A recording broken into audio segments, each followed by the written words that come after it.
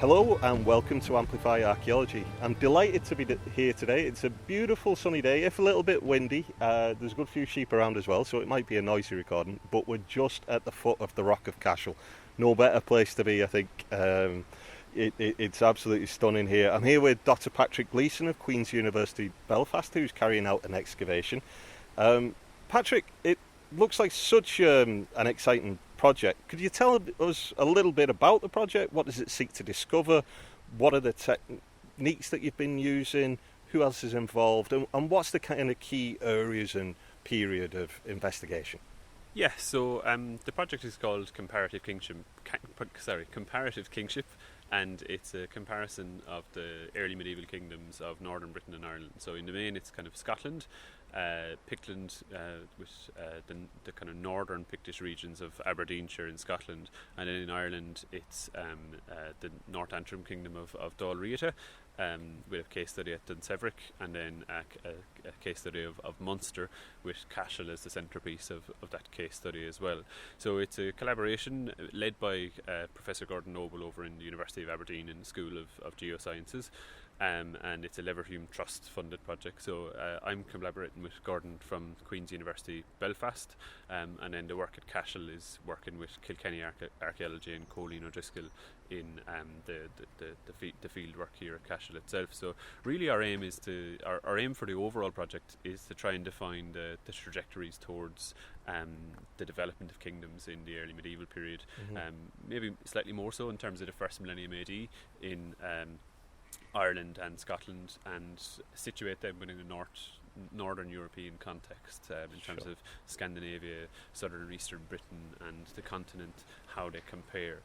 For a long time, Ireland and Scotland have kind of been seen as a kind of a Celtic backwater in terms of rulership, and famously Richard Hodges actually refers to Ireland as a late Celtic outpost, where a backward-looking idea of kingship is what kind of stalled social development.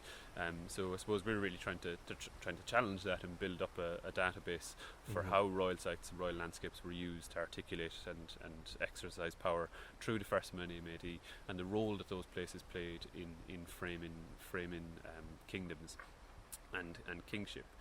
The two sites in Scotland that we're focused on are Burghead and Riney, sites that Gordon and the Northern Picts project in the University of Aberdeen have been working on for a very long time. But to date, I suppose the project has done more work in Scotland, and the guys have been doing some really spectacular excavations and survey work at a whole range of hill forts and possible early medieval sites across Scotland. In terms of Riney itself in Aberdeenshire, the Riney Environs project then, and then some really spectacular hill forts like Mittertap, Tapanath, and Burghead, which is a very, very large promontory fort, a really spectacular promontory fort sited on the Mara Firth in Scotland. So they've really been doing an inordinate amount of excavation and evaluation of a whole host of sites around Aberdeenshire to try and characterise the nature of the settlement landscape.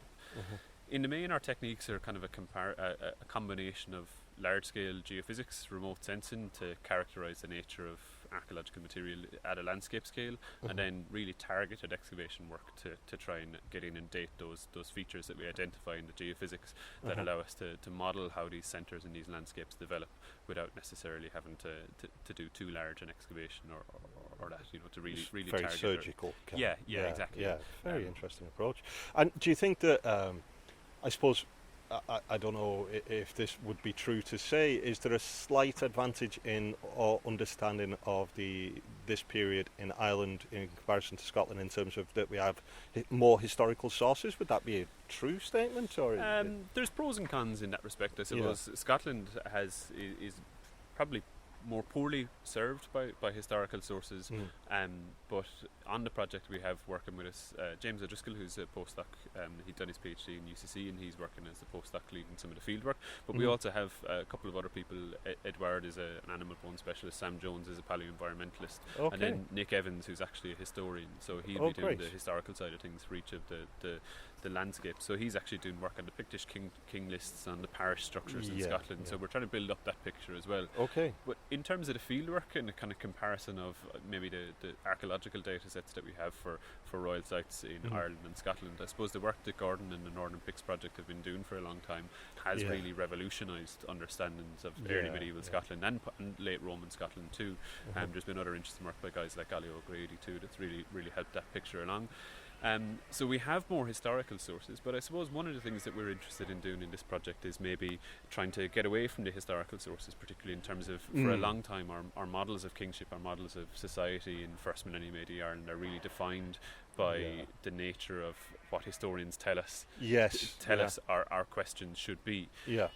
So I suppose we're trying to let the archaeology speak and let the archaeology lead that. And I suppose there has been long-term excavations and research projects at some major centres like Dunalnia, Rathcroghan, the kind of geophysical imaging project in NUIG, really spectacular results at Rathcroghan. The discovery programme in NUIG's work at Tara has been really influential too, and really changed how we understand that landscape. Susan Johnson, Bernard Wales in terms of Dunalnia. Cashel hasn't seen that, that's why we're focused on it. That's why I did my PhD research on it and have been working on it for around about 10 years. But I think at the same time, as much as there's been a lot of work on those sites, we probably haven't had much excavation, or we haven't had much kind of targeted testing of what we see in geophysics. That is probably something that we need to address collectively as a group of scholars focusing on these issues, because we've tended to, in terms of things like Rathcroghan and Tara, a lot of the discoveries are based on geophysics. They need to be ground truthed and tested to see what date they are and really verify some of the kind of hypotheses that we have. So that's what our aim is here at Cashel in that respect. And so I think maybe in some senses, although we have far more data and far more sources in Ireland than we would for Scotland, I think probably we do lack the field data and excavation data that the guys in Scotland have been building up over the last couple of years. So they've really built a large corpus of sites that they've excavated and targeted and evaluated. Whereas, in Ireland, in terms of royal sites, you have the provincial centres, then there's Lagore, Moyna, Loch, Clogher, Nout has been recently published, but Lagore has all sorts of problems of interpretation and phasing. We have a British Academy funded project looking at that at the moment. And then Moyna, Loch and Clogher aren't really fully published, so I think we actually have relatively poor data set to work from in terms of looking at kingship and royal sites. A lot of work to do, and it's great that this project is examining some of these issues. And I suppose looking at the project as being kind of a collaboration between looking at sites in Ireland and Scotland, one thing that both countries share is that neither were fully a Roman province in comparison to England and Wales. Do you think to some degree that especially the early few centuries are sort of the countries, the kingdoms of Ireland and Scotland are almost kind of defined by the proximity to Rome while not belonging to it, if that makes sense? I mean, what extent can we say at this point that the cultures were Romanized by, I suppose, the trade and interactions between the nations, which undoubtedly happened? Yeah, I suppose that's a really difficult question. There was the Lyre project in the discovery programme with Ger Dowling and Jacqueline Cal Wilson that I suppose was aimed at answering that question, and hopefully more interesting material will come out of that project. But it's a bit of a nebulous one in some senses, because as much as they share similarities and there is some kind of superficial similarities between the nature of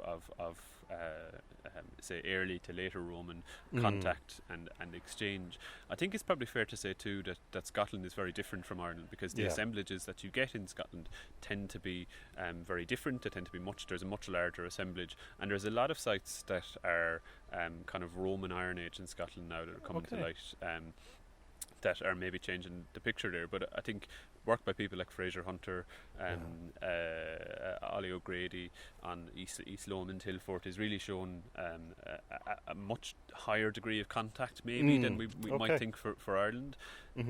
On the flip side, Ireland has a very interesting, very important assemblage of Roman material. Mhm. But by comparison to Scotland or other regions like Scandinavia outside the boundaries of empire, Yeah. it is relatively small, and I Yeah, think that's yeah. that's an important element of it. Okay. What is distinctive about it, though, is there's actually a range of material within that relatively small corpus by comparison that is relatively exotic and it is Yeah. unusual. So Aretine ware is like hen's teeth, and we have Yes. shards of that, but Okay. we don't have other material that we would kind of expect from Scandinavia or Scotland. I think then when you get into the 4th and 5th centuries, maybe there's more similarities in terms of Yeah. the vacuum that was left with the Roman withdrawal from eastern Britain and southern Britain, and how the nature of societies developed in those sub to post Roman centuries. And I think Sure. as much as we can see that power vacuum and the kind of late Roman legacy being maybe one of the influencing factors, I would be very strongly of the opinion that the nature of kingship in Ireland was far more aligned to what we see in Europe in terms of how it was developing, and particularly Anglo-Saxon England, Okay. than we've maybe seen to date. So I think That's very Ireland has interesting. always been participating in that kind of European exchange of ideas system in regards to forms of rulership and kingship. culture. So I think yeah. that's an important element of it that we'll hopefully explore a bit further. And that's really interesting. And I suppose one of the big pieces of culture that could be said to that Rome was a main conduit for in a way is Christianity, and that Yeah. undoubtedly had big changes for Irish settlement of kingship and culture essentially afterwards. And do we see a similar kind of thing with Scotland? I know that certainly we have figures like Clonkill, for example, that established Irish Christian churches in Scotland. Do we see kind of when we're talking about kingship and rulers, do we see how big a role does Christianity play in those early centuries, if you like, of post-Roman? I think probably that's something that over the next few years we'll probably get to grips with a little bit better. I think the understanding of power centres and elite centres in Scotland is maybe that little bit better for the post-Roman centuries Okay. than in Ireland, but there isn't maybe the same level of understanding of Christian culture and Christian sites that is starting to change with the work of people like Adrian Maldonado and Ewan Campbell and that, and Iona and other people. And I suppose the other element to factor in is that Scotland is a region that has many different kingdoms in it, and many different cultural kind of trajectories. So Christianization maybe happened slightly later. Different priorities, and there's definitely differences in terms of patterns of burial, etc. But I think it's very fair to say that by at least the 5th and 6th centuries in Ireland, the church did exercise a very important element of control in shaping the nature of royal landscapes. You could look at places like Dunallen, supposedly the capital of Leinster, has an incredible assembly landscape across the River Liffey from it, in Carman, and around that assembly landscape is a whole host of cemeteries that seem to be founded in the 5th and 6th centuries, as well as a whole host of churches, and these are the earliest churches we have in the Irish landscape, down at place names like Yeago. And even Kilcullen itself is literally a stone's throw from Dunallen. Absolutely. So I think all those sites show that from a very early period in Ireland, the church, clerics and Christian culture was exercising a degree of influence and shaping ideas of kingship and how royal places were developing. Oddly enough, Cashel is a bit strange in that regard. I was going to say, I mean, it's a funny one because when you visit, like, it is such an iconic site, it is one of our most famous sites, and when you come to visit here, that's what you experience, isn't it? It's a religious site in a way. It's an ecclesiastical place. You see the round tower, the cathedral, Cormac's Chapel, of course. But it didn't start out as that, did it? I think maybe that's one of the things that I think there's the most scope to develop at Cashel. As you say, when you visit, you hear about the ecclesiastical heritage, you hear about the church buildings, and essentially that kind of history starts at 1101. Now everybody knows it's the seat of the kings of Munster. It was granted over to the church in 1101 by Murchatac Uabreen, and then about a decade later became the seat of an archbishopric. And more or less everything that you see up on the rock dates to that period, and later. So the royal heritage, the previous 500-600 years, probably 600 years, that doesn't have any tangible element on the summit of the rock, which is what people visit, and I suppose that's why we're focusing down here. But that Christian element is a really interesting element, a very important element. it's actually relatively poorly studied and understood itself in terms of the Archaeepiscopal See and what the archaeological element of that was. But the royal heritage, the only kind of finds to date from the rock itself have been a Roman fibula from probably 1st, 2nd century AD that was found in kind of 19th century rubble material in between Cormac's Chapel and the cathedral.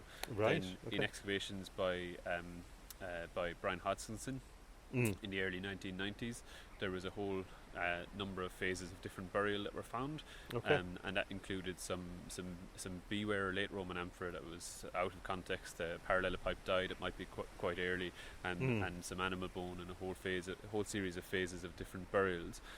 At the moment, we don't know when the burial starts, but one of the things that Brian also found was a timber church that is probably the church that was mentioned in the 9th century in a tract on the kings of Cashel that seems to refer to the process of inaugurating a king on the rock.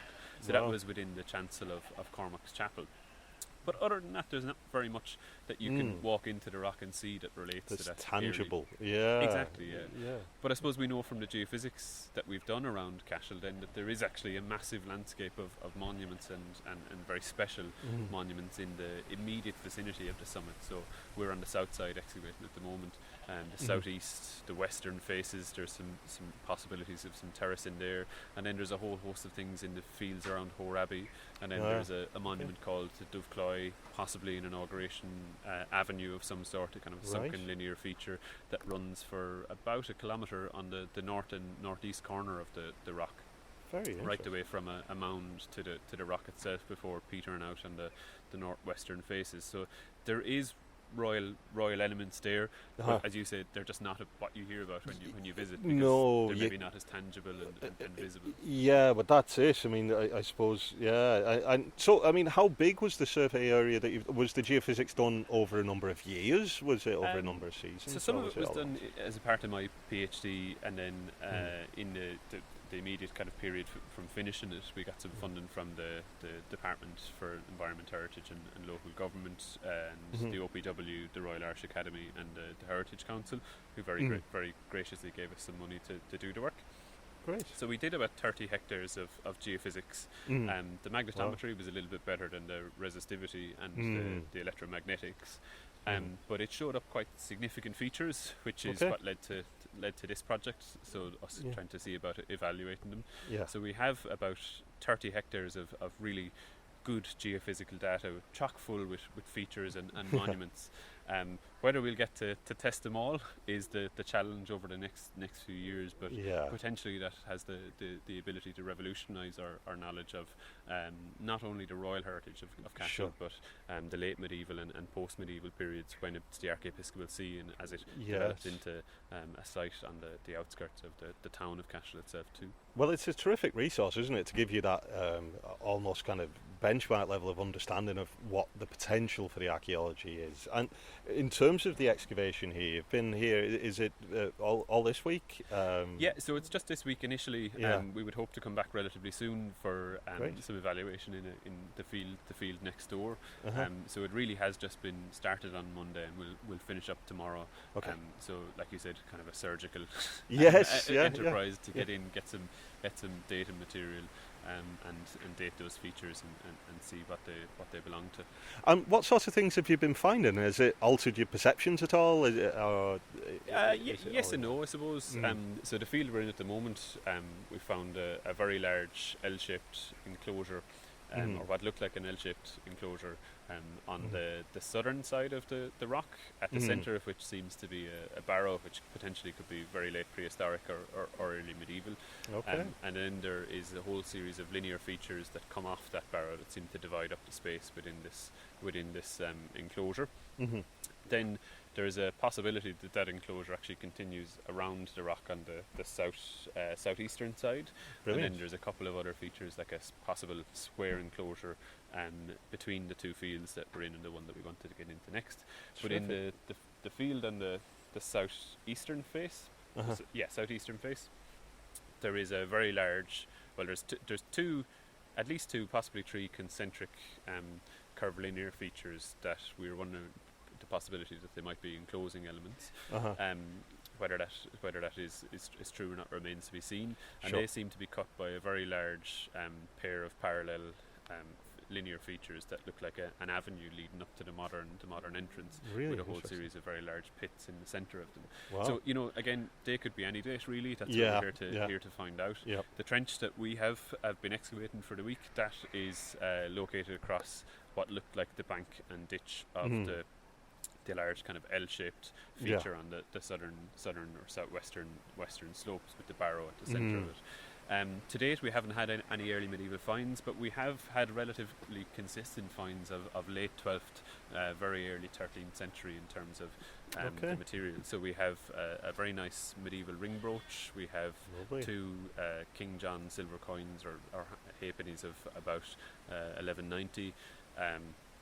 We have some imported pottery, some local Cashel type pottery from the features that we've been digging. We're just starting to get down to finishing up getting down to the earliest layers. Yeah. We have a very large collection of animal bone from more or okay. less every context and feature that we've excavated. Sure. So that'll allow us to really closely date them and see how they relate. Uh-huh.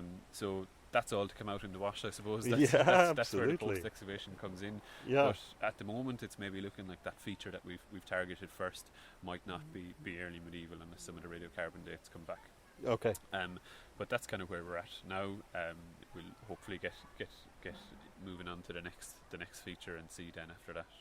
Yeah, I mean, that's the thing. I mean, it's such good land around here. It's such a prominent site. You can see how it was an attractive place for settlement for pretty much all of human history, right? So these features that you're discovering, they could span quite a long time period. It must be hard until you do this important work of the excavation to actually be sure at the end of it. Yeah, it's a bit nebulous, I suppose. Yeah. We're in a nice place where I suppose with the geophysics we can target our trenches very, very precisely to make sure we're getting relationships between features that we've identified. Yes. Some of the stuff that's coming up, I think, because the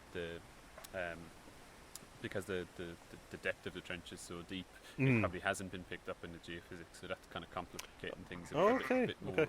But you never really know with geophysics. It's the ground truthing is the important element, and that's what we're here to do. So that's the task over the next months and years, hopefully. But I suppose we'll see what comes out, and that'll be the kicker. And that's what you're moving on to now. It's going to be the post-ex, to look through everything that you've found. To radiocarbon dates will be incredibly important, I imagine. Exactly, yeah. So we have quite a number of radiocarbon dates assigned to the project, so Brilliant. That'll be really interesting to see how the different features relate to each other, because there is a lot of interrelationship between them. So it's looking like we might be able to get a relatively tight chronology for how the site develops. So that would be the hope. And then in terms of getting soil samples processed, finds reports written, we have a number of iron and copper objects that aren't particularly diagnostic, so we'll have to get them x-rayed and assessed too, and see what they might come up with when we get some find specialists to look at them. But really exciting times, I think probably the most interesting thing is that we've had more or less consistent late 12th to 13th century material from most of it so far, so we seem to have a relatively tight chronology. We'll see if the radiocarbon dates bear that out, but that's the next steps really, is to see how that works. And that by itself, I think, although it might not be the key focus for your particular project, is a really interesting story. It's that early phase of settlement of, the Anglo-Normans. It's a big part of the story of Cashel, and it's really interesting. A really fascinating part of it, particularly because it's in that period when the rock becomes an archbishopric, when it becomes one of the most important ecclesiastical sites on the island of Ireland, maybe save Armagh and a couple of sites in Dublin. It is a very, very special place for a very, very long time, and particularly that kind of late 12th to early 13th century period when the cathedral is built. There's visits from Norman kings. That is a really fascinating period, and it's going to be really interesting to see how the excavations we've done, and maybe what comes up in later excavations, allows us to really start to get to grips with what the Anglo-Normans were doing here at Cashel, because I suppose South Tipperary was a real stronghold of Norman power. Well, that's it. And so I suppose how Cashel fits into that is a bit difficult to gauge or pin down. I know there was a dispute between the archbishopric and the crown in the early 13th century that might have been over part of the earlier royal estate that was granted to the church, whether part of that was kept as a royal estate by Murchatacu O'Brien and Kings of Munster in 1101. There seems to have been a dispute over who owned the land, and possibly what we're seeing is that period of that dispute in terms of when it was happening. So that'll be really interesting to figure out and see how it fits into the overall picture of how this site is being used at that really seminal period in its history. Particularly the coins, the two 1190 coins that we found. We found another little piece of metal that looks like it might be clipped, possibly from a coin. We'll have to see again whether that's the case, but if so, that might suggest some mint in here as well, which would be really interesting. And one of the interesting questions that might come of that is, if you have this what seems to be this kind of early phase of Norman settlement here, it's such an iconic site for the O'Briens and so on.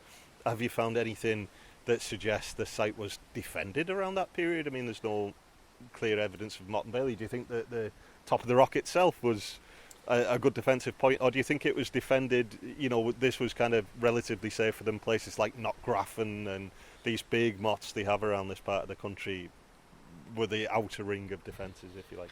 Yeah, it's really difficult to say. There is some really interesting features around the Rock of Cashel that could possibly be defences, but again, they could be from any period. There's stretches, there's ditches and stretches of wall on the northern face that could date to any period. Wow. They could even just be from quarry and associated with every building being built of limestone in the area, even the cathedral itself. And I think that's probably what has happened in terms of the western face is very badly quarried. And I think possibly that's where the material for the cathedral and the enclosing wall has come from. But so clearly there's been quite a lot of the western slopes, particularly, and potentially the northern slopes that have been quarried away. So maybe we mightn't get any trace of it, but that's maybe where you might expect it.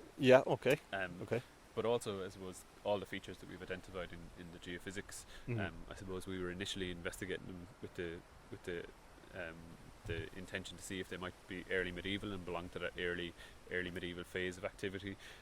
At least the one that we've been digging at the moment seems to be very very closely dated to the Anglo-Norman period. That could change, but if you can see around you here the slope to the land, the position of the features, you don't necessarily need to call it defensive, but it is defensible. It is quite a debilitating slope to get a wheelbarrow up. I imagine. I suppose all those questions remain to be answered. But there's something clearly very interesting going on here at that period. Absolutely, I think it's a fascinating project, and what better place to be on a bright day really than in the Rock of Cashel? It's a fantastic place for an excavation. We'll leave it there, Patrick. I think thank you so much for taking the time to talk to me. I know it's an incredibly busy time at the end of an excavation, so I do appreciate it, and hopefully we get time to catch up again in the future when you're further along on the project. But thanks very much, Patrick. Thank you. And that's everything from this edition of Amplify Archaeology. I'd like to thank Patrick, Colleen and the excavation team for taking time out to talk to me. It's such an interesting project. I'm going to be sharing links to the project and extra information on our website at abartaheritage.ie, so be sure to check out the show notes there and check out our previous editions of Amplify Archaeology. If you have the time and the inclination, we'd really love it if you could leave us a review, or better still, tell a friend. Until next time, thank you.